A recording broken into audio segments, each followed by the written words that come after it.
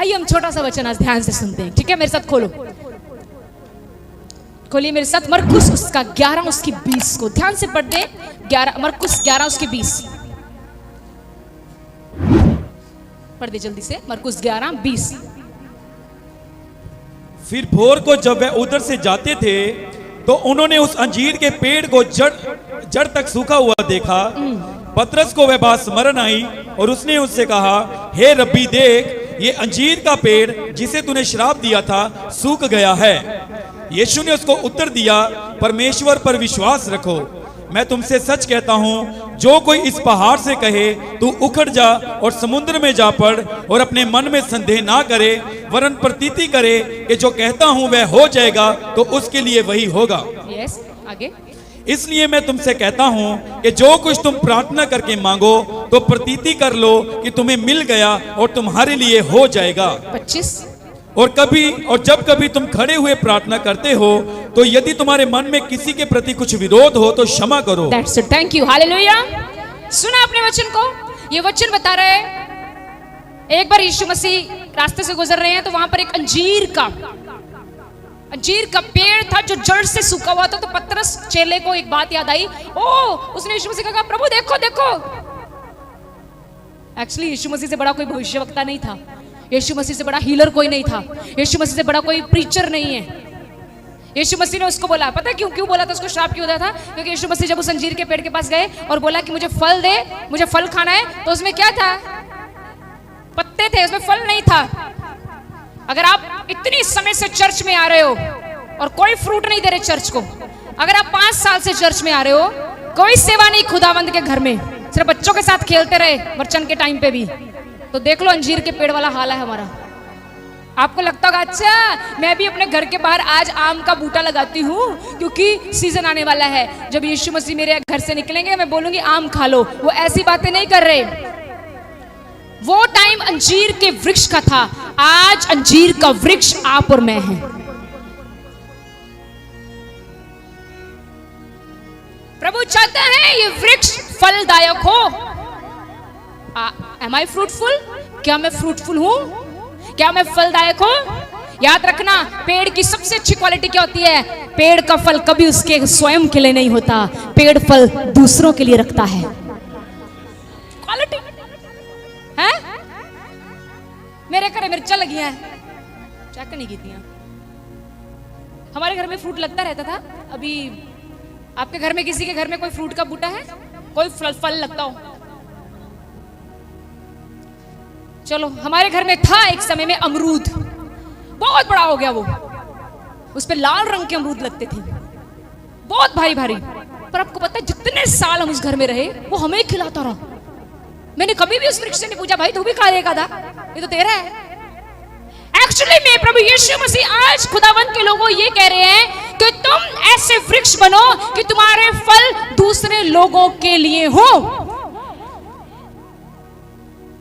आज का वृक्ष क्या कहता है? अगर मेरी तारीफ नहीं की तो भाई को जाके बोलेगा मेरा नाम नहीं लिया। आप कैसे वृक्ष हैं? आप चाहते हो कि आपका फल आपको मिले, तो खुदाबंद की ओर से आपके ऊपर कांटा है। खुदाबंद चाहता है तुम ऐसे वृक्ष बनो कि तुम्हारे द्वारा दूसरे खा सके। यीशु ने जब अंजीर का पेड़ देखा तो वहां पर कोई फल नहीं था। आपको लगता है यीशु मसीह को अंजीर के पेड़ से नफरत हो गई? नहीं, यीशु मसीह को दुख इस बात का लगा, तेरे ऊपर धूप भी बराबर गिरी, तेरे ऊपर पानी भी बराबर आया, तेरे ऊपर सब कुछ आया, फिर भी तू फल क्यों नहीं लाया? आज भी खुदाबंद आपसे बात कर रहे हैं। तेरे को अच्छी चर्च दी, पास्टर दिया, अच्छे वर्शिपर दिए, सबको सहूलतें दी, बाद में ये भी दिया खाने के लिए, तब भी तू इस मिनिस्ट्री में फल क्यों नहीं लाया?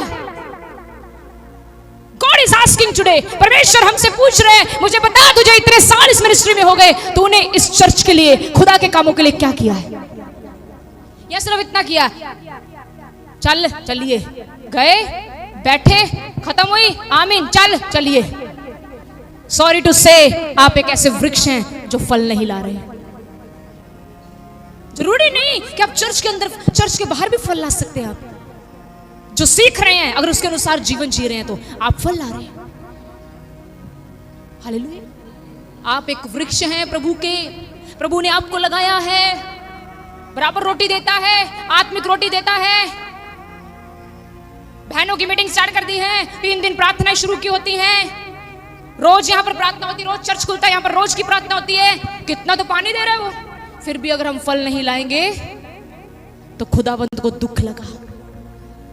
यीशु ने कहा तेरे ऊपर आज के बाद कभी कोई फल नहीं लगे। अब इसके बाद अंजीर का पेड़ जितनी मर्जी मेहनत कर ले, सूख गया। हालेलुया। तो पतरस को याद आया, उसने बोला प्रभु, फिर प्रभु ने इसे पता है क्या कहा? प्रभु ने कहा परमेश्वर पर विश्वास रखो। प्रभु ने कहा मैं तुमसे सच कहता हूं, प्रभु के वर्ड थे, मैं तुमसे सच कहता हूं, अगर तुम, क्या लिखा है, अगर तुम इस पहाड़ से कहे कि तू उखड़ जा और जा समुद्र में जा पड़, और अपने मन में संदेह ना करे वरन प्रतीति करे, और जो कहता वह हो जाएगा, तो उसके लिए वही होगा। अब मैं आपको इसको और क्लैरिटी बता दूं। एक्चुअली में यहाँ पर लिखा, यीशु मसीह ने कहा अगर तुम में से कोई पहाड़ को कहे, बोलो उखड़ जा, सुनो, और शक ना करे, तो वो तुम्हारा कहना मानेगा। आगे ना एक लाइन ध्यान से पढ़ो, जब वचन पढ़ते हैं ना ध्यान से नहीं पढ़ते, इसलिए प्रकाशन नहीं आते। देखो एक बात लिखा 24 में लिखा है, देखो लिखा है, एक मिनट, हाँ लिखा है, और इसलिए मैं तुमसे कहता हूं जो कुछ तुम प्रार्थना करके मांगो, आपने किसी भी बात के लिए, सही प्रार्थना की बात हो रही है, गलत नहीं, ये नहीं कि किसी की बीवी मुझे मिल जाए, ऐसी नहीं सुनता वो, या किसी की कार मुझे मिल जाए, ऐसी नहीं सुनता दुआएं भी सही सुनेगा वो। कई लोग इस वचन को पढ़ के पता क्या कहते हैं? प्रभु तेरा धन्यवाद, तूने आज मुझसे बात की, प्रभु जो मेरे पड़ोसी के पास कार है ना, वो मेरे पास आ जाए। प्रभु कहता मारूंगा तेरे, ये नहीं सुनूंगा दुआ। प्रार्थना भी सही करनी है। प्रभु से कहना परमेश्वर मेरी मेहनत में बरकत दे। प्रार्थना जब तू करके मांगे तो प्रतीति कर लो, मींस विश्वास कर लो, तुम्हें मिल गया, और फिर लिखा और तुम्हारे लिए हो जाएगा। यहाँ पे 2 थिंग्स लिखी हैं, तुम्हें मिल गया और तुम्हारे लिए, बहुत सारे बोलो तुम्हें मिल गया, चलो ऐसे बोलो मुझे मिल गया और मेरे लिए हो जाएगा। अब इसका अर्थ पता है किसी को? इसका अर्थ ये है, या तो जब तुम किसी बात की प्रार्थना करोगे या तो उसी समय आंसर आ जाएगा, नहीं तो वेट करना, आ जाएगा, फ्यूचर टेंस। प्रभु कहता नहीं तो 1, 2, 3 महीने बाद तुम्हारा आंसर आने वाला है। आज नहीं आया, प्रभु ने लिखा पर विश्वास करो, तुम्हारे लिए हो गया और तुम्हारे लिए हो जाएगा। इट मींस प्रभु का वचन है, कहता है तुम पहाड़ से कहो कि उखड़ जा। अब मुझे बताओ पहाड़ उखड़ेगा? ले सोचा जब आगे भाई डिंपल आपके घर के आगे बहुत बड़ा पहाड़ आ गया है, कहते आन दो, आ गया मान लो, और उसको उखाड़ना है क्योंकि आपके घर के अंदर धूप नहीं आ रही। मुझे बताओ वो उखड़ेगा कि नहीं? कैसे उखड़ेगा? नहीं, यीशु के नाम से वो कैसे उखड़ेगा? प्रार्थना भी कर दी, कैसे उखड़ेगा फिर? ओहो, इतने बुद्धिमान, विश्वास भी कर लिया फिर भी कैसे उखड़ेगा?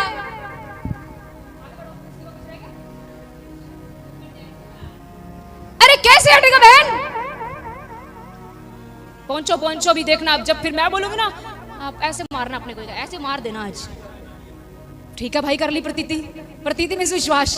अब मैं बताती हूँ कैसे उखड़ेगा। मैं सच कह रही हूँ, भाई डिंपल के घर के आगे पहाड़ आ गया, मान लो एग्जांपल दे रहे हैं, है नहीं, उनके सामने घर है, पहाड़ आ गया, मैंने प्रार्थना की क्योंकि वो पहाड़ मेरे घर की कई चीजों को रोक रहा है। परमेश्वर, एक बार मैंने कहा था, मैंने कहा परमेश्वर आपकी बड़ी बड़ी दुआएं नहीं, छोटी छोटी भी सुनता है। खुदा से पूछना प्रभु रात को क्या बनाऊं, तो प्रभु बोलेगा आज ना तू खिचड़ी खा। नहीं प्रभु शाही पनीर खाना है, तो प्रभु ने तो बोला खिचड़ी खा, तूने क्या खाया? तो जब खा लिया तो आधी रात को क्यों आया? हाँ, जो जिन्होंने बोला ना उनका हुआ होगा कभी। तो रात को पेट में वट घूम रहा है, फिर प्रभु तुझे बोल रहा है, कहना तो तू मानता नहीं, चल उठ और चल उधर को। समझ रहे? अब देखो वापिस आओ। यस, हाँ ठीक है, शक नहीं कर दे, विश्वास तो हटेगा कैसे? मेरा सवाल ये है। अब देखो क्या होगा, मैंने प्रार्थना की, प्रतीति की, विश्वास किया, प्रभु ने कहा तुम्हारे लिए हो गया या हो, सब बोलो मेरे लिए हो गया या हो जाएगा। मैं होएगा जरूर, मतलब होना है, जो मैं मांग लिया मैंने मिलना है। प्रभु जी बाद में बताएंगे, सुने आगे। अब क्या होगा, ये भाई प्रार्थना कर रहा है रोज और ये घोषणा कर रहा है प्रभु यीशु मसीह के नाम से हो जाएगा। हाँ मैं सुन के आया, हो जाएगा। आज नहीं हटा, दरवाजा खोला वहीं खड़ा है, हटा नहीं, हो जाएगा। पत्नी बोल रही है हरदा नहीं पाया तुसी पत्नी करी जने, पति बोल रहा है हो जाएगा, फिर जाके देख रहे हैं 10 दिनों बाद नहीं हटा, कोई बात नहीं हो जाएगा, प्रभु ने कहा हो जाएगा, अपने पड़ोसी से बोलो हो जाएगा, हो जाएगा भाई रविंद्र भाई, हो जाएगा, अच्छा काम होगा। पर कैसे होगा? अब 11वें दिन भाई सो रहे हैं, अचानक से बाहर से धड़ धड़ धड़ धड़ आवाज आ रही है। तो सुबह भाई जब दरवाजा खोल के देखे तो इन्हें पता लगा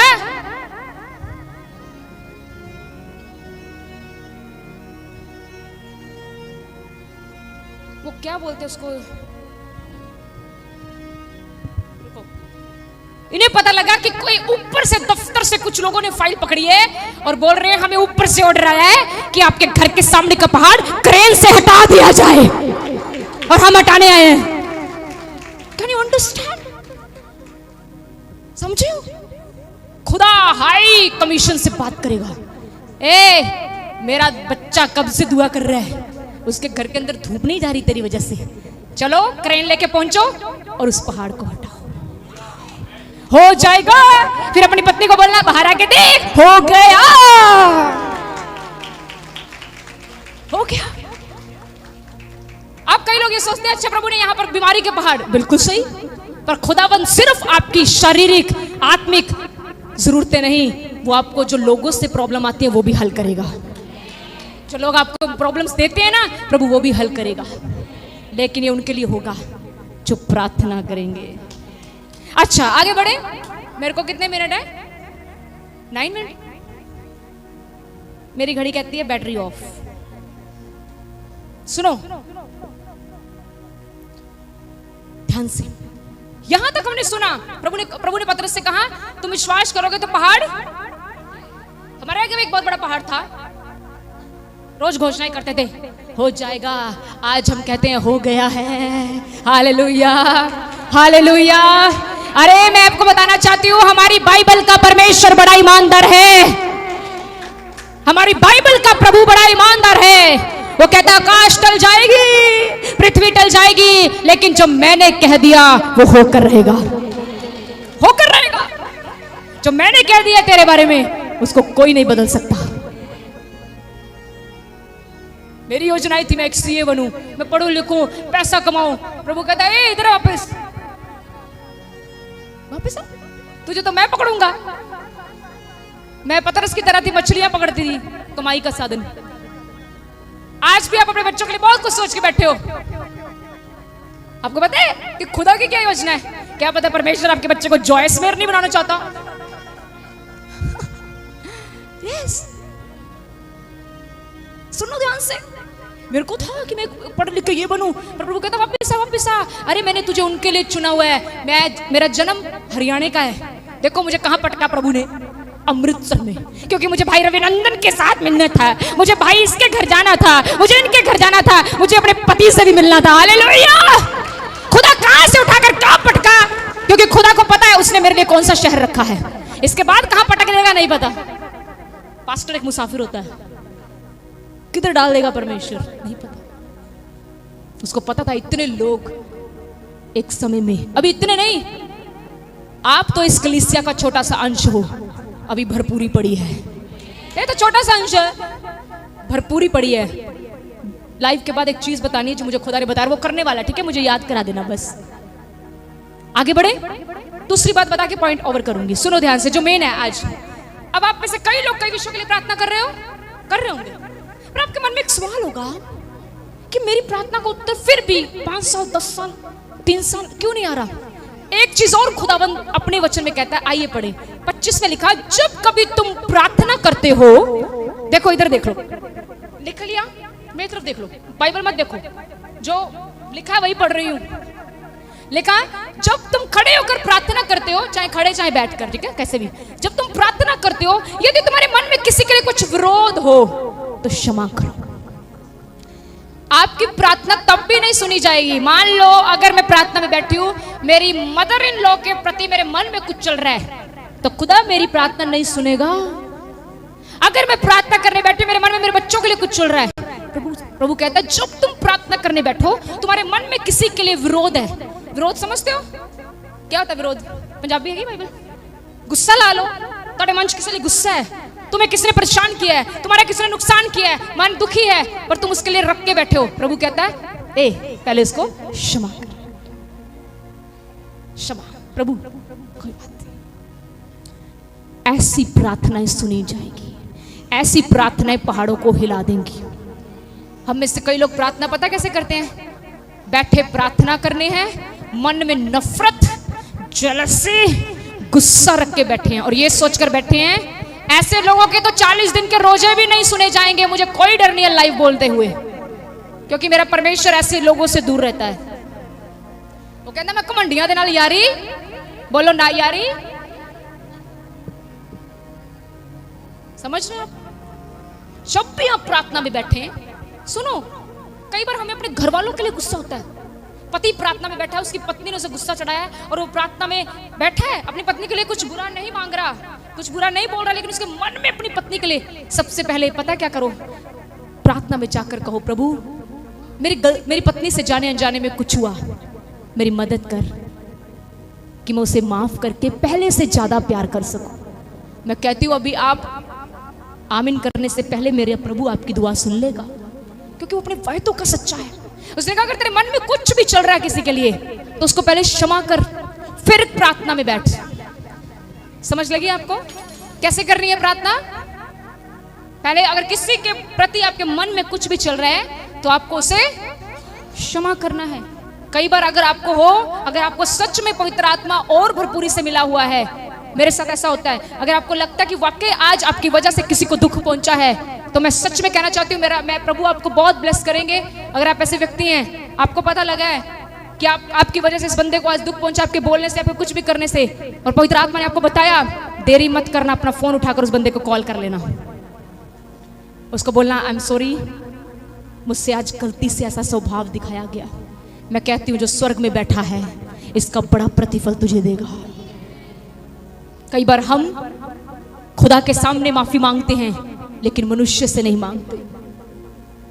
मैं चाहती हूँ हम कलीसिया में ये भी बदलाव आए। अगर आपको लगता है कि जाने अनजाने में आपसे किसी के प्रति किसी को दुख पहुंचाया गया, किसी को कुछ बोला गया और पवित्र आत्मा ने आपको हिलोरा दिया, देख तेरी वजह से आज ये दुखी हुआ है, कॉल कर, कोई शर्म नहीं। नीवियां नू फल लगने हैं, उच्चियां नू नहीं। नीवे बनो, चौक के चले जाओ, कहो पत्नी पति के पास जाए। आज इतना घमंड हम लोगों में आ चुका है, पति पत्नी में फाइट हो गई तो पति ने 2 दिन नहीं बुलाया तो पत्नी कहती मैं 4 दिन नहीं बुलाऊंगी, तू रह जा, खत्म कहानी। ऐसे रिश्ते को तो शैतान मिनट में उड़ाएगा। अरे एक तो समझदार बनो, बाइबल में लिखा है अगर एक गिर गया तो दूसरा उसको उठाए, दोनों ही गिर गए तो ताड़ा पादरी चक्कर ना हो, दोनों ही अगर गिर गए तो मींस अगर दोनों ही रूठ गए तो कौन बनाएगा आपको, कौन आपको समझाएगा? एक को बुद्धिमान होना पड़ेगा, और बुद्धिमान केवल वो हो सकता है जो आत्मा में रहता है। क्षमा करना सीखो एक दूसरे को, क्षमा करना, क्षमा करो, एक दूसरे के अतीत को मत छेड़ा करो, तू ऐसी तू ऐसा तू ऐसा। मेरे को नफरत ऐसे लोगों से, मैं सख्त कहती हूँ जो लोगों का अतीत आगे लेकर आते हो। मेरी बात सुन ले, मुझे नहीं पता है मेरे को ये बात क्या परमेश्वर कहना चाहता है। कईयों के रिश्ते आज इसी वजह से टूटते हैं, वो एक दूसरे को ताने मारते हैं, तेरे पे क्या ने मेरे दिखता है कि। मैं आपसे हाथ जोड़कर बोलती हूं, अगर आप सच में एक मसीह हैं अपनी पत्नी की इज्जत करो, अगर आप सच में एक मसीह हैं अपने पति की इज्जत करो। ताने नहीं मारने, अतीत को नहीं लाना, ऐसा था वैसा था, खत्म कर देगा शैतान आपके रिश्तों को। एक बार एक नया जोड़ा चर्च में गया, चूड़ा पाया होया पादरी अगे, तुहानू पता नवा नवा बंदा अगे बंदा तो हौली हौली कित्थे चल जाता है। जोड़ा आके बैठा, भाई साहब ने कहा अच्छा बधाई हो, कहते हाँ जी शादी हुई है। भाई साहब कहते बहुत सुंदर पत्नी मिली है। हाँ जी भाई साहब, बंदे की तारीफ घट की। तो क्या हुआ इसके बाद? पास्टर जी ने बोला, पति बोला मैं अपनी पत्नी से भाई साहब बहुत प्यार करता हूँ। भाई साहब कहते अच्छा जी, कहते ये जब तुम बात 10 साल बाद भी कहोगे तब मानूंगा। जब नई नई शादी होती है ना तो फूल भी आता है, 10 साल के बाद पत्ता भी नहीं आता।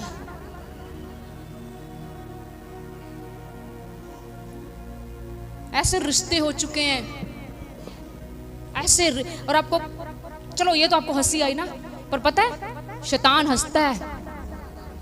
क्या हम अगर हम कलीसिया में आते हैं तो यही खुदा बताता है प्रार्थनाओं से सब कुछ हो सकता है। अगर आपका पति शराब पीता है तो मुझे एक बात बताओ, कितनी दुआ करते हो अपने पति के लिए? क्या सिर्फ पास्टर के ऊपर ही बोझ डाला है?